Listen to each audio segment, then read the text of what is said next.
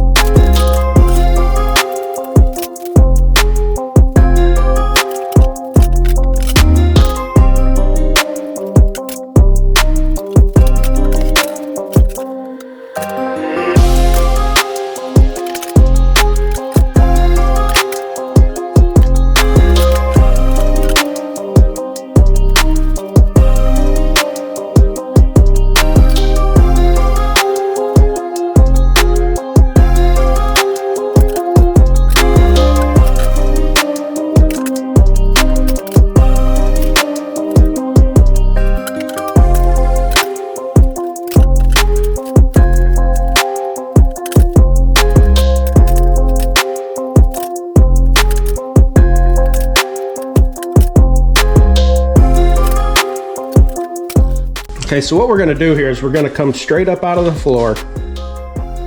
Straight up. It's going to hit a 90 here. So it'll be coming up. It'll go flat. And then we're going to come off of that with a 45, which is where the steering wheel and instruments will go, and the switch. So what we're going to do is we're going to cut a 90-degree angle here, which would be two 45s. We're going to do a 45 here and a 45 here. So both of those would be 22.5 off center line. So we're gonna get these cut out, fold it all up, and pray to fucking hell that it actually works.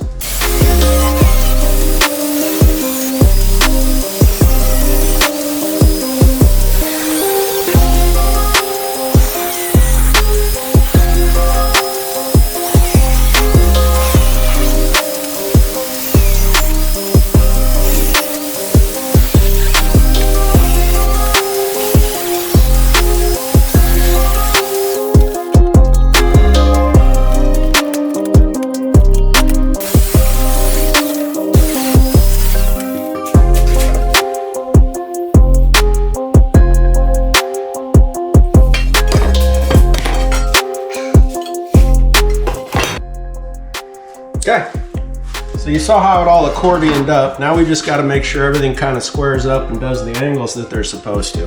We can use our framing square for that. You know, all in all, I think it turned out pretty damn good. That one's money right there. Look at that. Look at that. Look at that. So cool. Sorry. For those of you with motion sickness, sorry about that. All right, so all of those line up well. I think we ended up with something that looks pretty perfect. So the steering wheel and the instruments and the switch panel will all get mounted onto here. Grab bar, throttle is going up there. So we really just need to work on getting everybody attached together and stable. I'm gonna go ahead and cut out the other one. while I've got everything all set up for it, and then we'll get back to you once we have 2 of these things cut out, put together, and ready to roll. We'll probably end up building a tacked-in template on the table with just some nails in order to keep all these legs in place while we proceed to braze and rivet them together. Okay, so we've got everything all cut. They're all sitting at good angles. I know I can make them straight. We're gonna go ahead and clamp this straight edge to the part of the workbench so that it doesn't move, and then we'll end up putting everything into place just with a tape measure. At least I know that the vertical supports will all be parallel. That's really what you're most concerned about.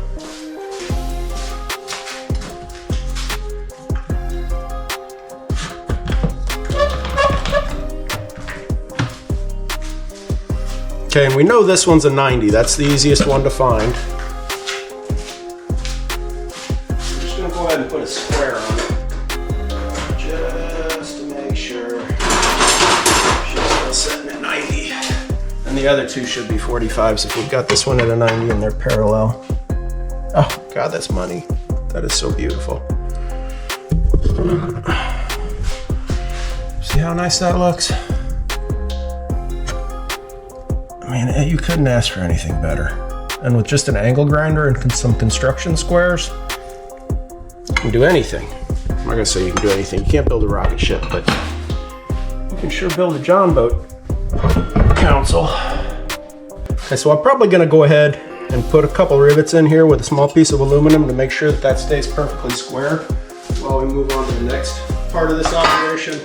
I'm planning on brazing these together using aluminum brazing rods. You can pick those up from Harbor Freight or Amazon or anywhere along those lines. And then the only other thing you're going to need is a torch to heat the material up and get it flowing, and a stainless steel wire brush. What that does is that helps get the oxidation off of the aluminum and helps the brazing rod to lock everything. Well, it helps the brazing rod to stick.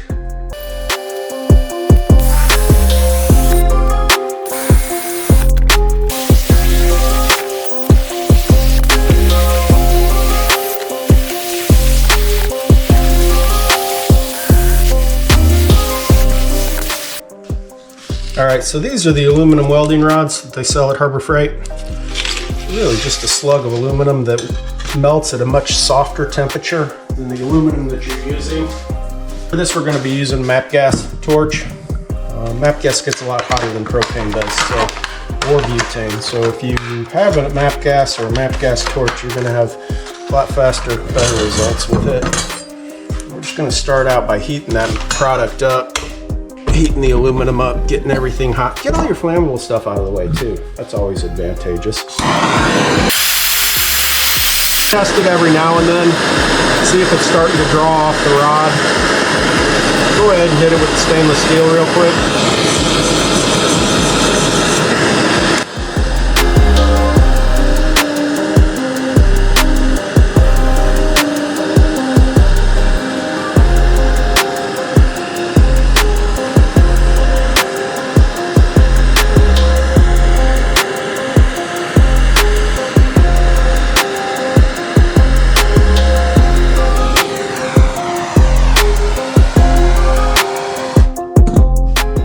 Then you'll notice it just started to flow and puddle.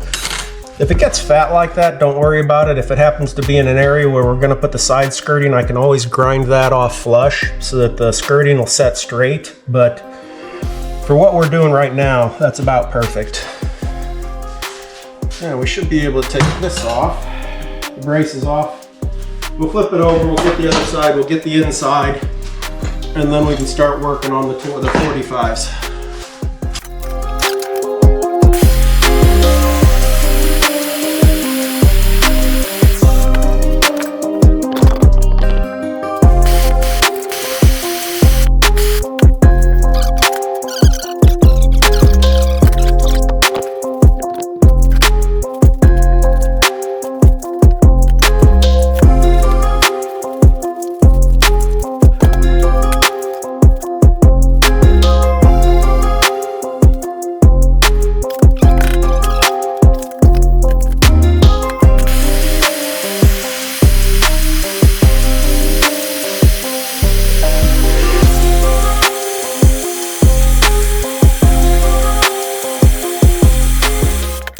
gonna let those cool down before we unpin this thing. But we should be able to use the same connection points with the vices for the other side and the same pin with the other side, and it'll keep everything square. But for right now, I just want to make sure that these cool down a little bit so they're not quite as brittle before we go brazing the other side.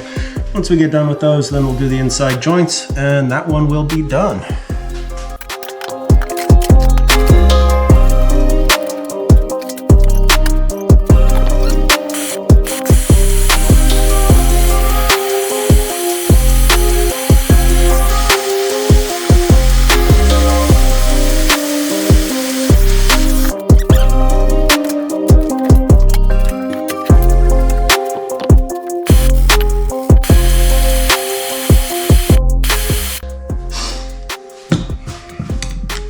You don't want to go moving those right away because you've just heated up the ones that you just got done brazing.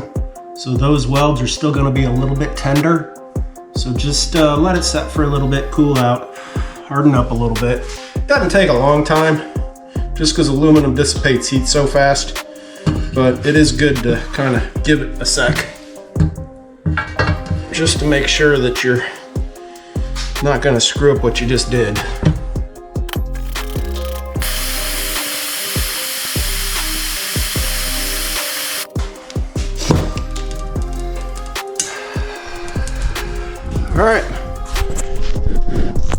All right, there you go. That's how you do kind of a no weld center console. It's just brazed with aluminum brazing rod. And I'll go ahead and get the other one done. Once we get done with it, we'll come back and we'll get on to the next phase, which is putting it into the boat. All right, so you can see here we've clamped everything up so that way we know we're making both sides exactly the same. And then this is the additional bracing that I spoke of earlier. Just kind of locking everything together with rivets and small pieces of aluminum. They'll kind of bridge those corners and keep them a bit more rigid. And there'll be some additional aluminum bracing that's going to go actually all around inside of this thing. Ultimately, I'm going to turn probably this much of this into a cooler.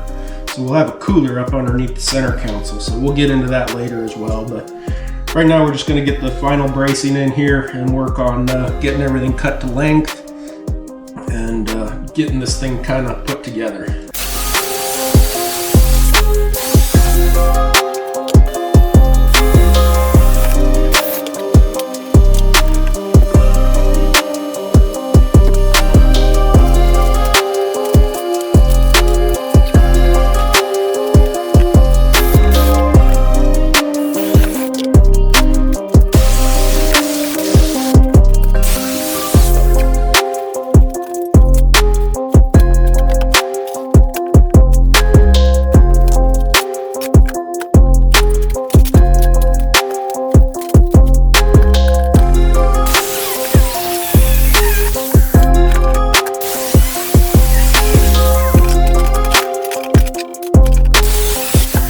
Also, you're going to want to save all of these little aluminum bits that you generate because you're definitely going to use them throughout the course of the build. So just put them in a bucket, put them in a pile.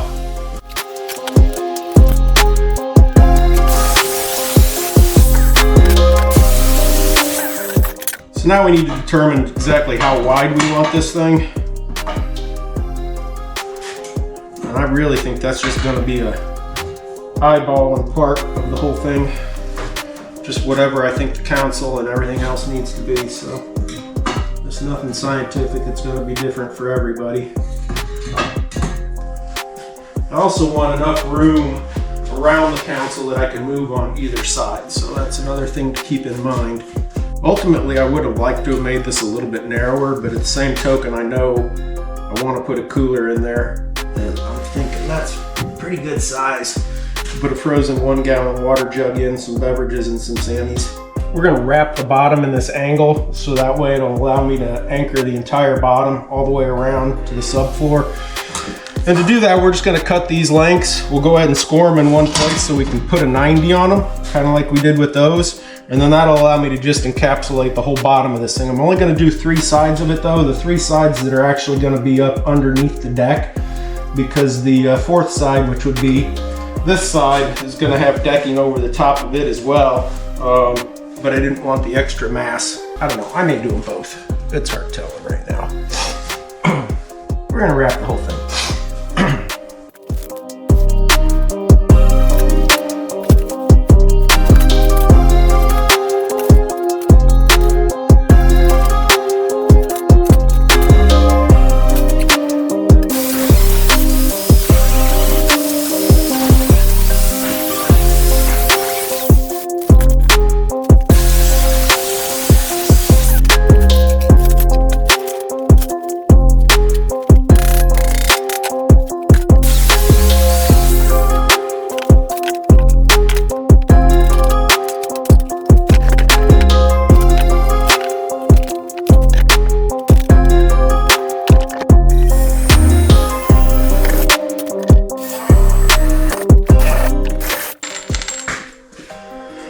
Okay, so they make these countersunk rivets. If you'll notice, the cone goes out to a flare and it's not a dome head like what you get with a regular rivet. I'm going to use these on the areas where I'm planning on skinning it with sheet aluminum and closing the area in. So you got to use a countersink tapered drill bit in order to round those out so they set flush with the other aluminum parts. So I didn't want to have to constantly change back and forth between the bit and between the drill bit and the taper bit. So I went to Harbor Freight and just got a separate drill that we can leave the taper bit in. I know Harbor Freight, not the greatest tools in the world, but if it's something that you're not using often, why not? Ooh, isn't that pretty? And that's the taper bit that I was talking about earlier. I found out the angle that they put on the rivets and then ordered this off of Amazon specifically for those. So it should be the exact same taper as we have on the rivets.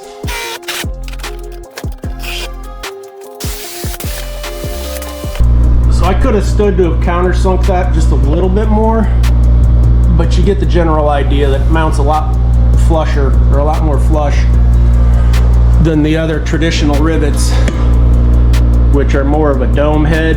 That would cause the sheet aluminum that's going on the outside of this to bubble up.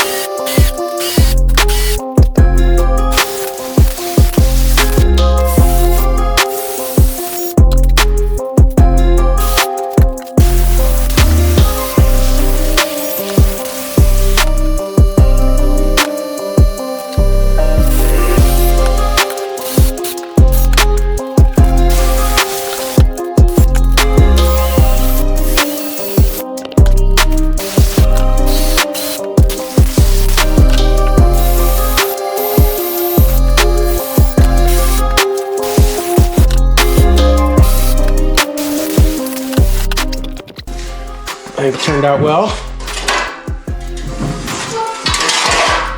It's a little wobbly right now, but once we get her all riveted into place down in the bottom, she should tighten right up.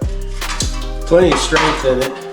All right, before we can start framing this thing up and getting the console mounted, all of these side angles, they need to be bent down. Let me bring you over here and you can take a look with me. So this is what the angle iron is going to look like when it sets in there. But when you mount it on the hull's got a little bit of a pitch to it, to where you end up with a section like that. So we're going to have to take and bend this piece down so it lays flat for that to join to.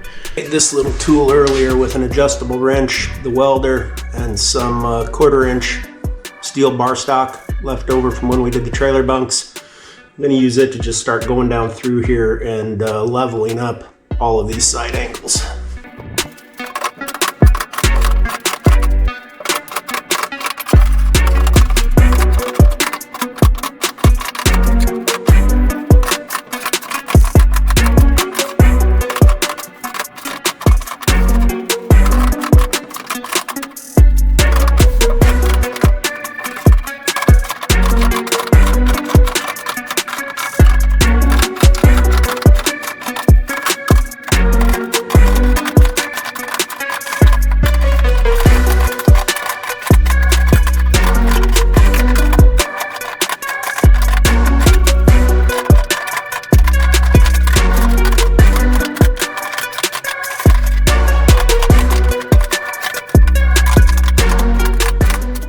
All in all, pretty quick work of it, and that gets everything down onto kind of the same plane.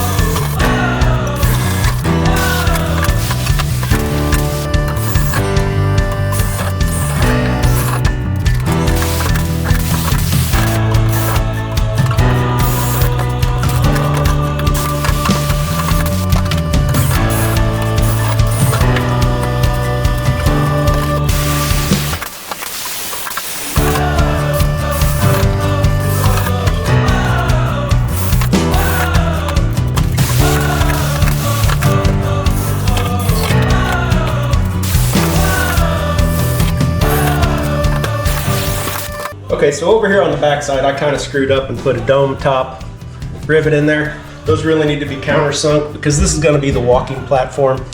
So we're going to go over the top of this really thin aluminum with a heavier gauge aluminum for walking on. And I really kind of want those to be flat topped just so that they set more flush once that top aluminum goes on. But like I said, super easy. You just hit that little critter with the same size bit. And they're gone.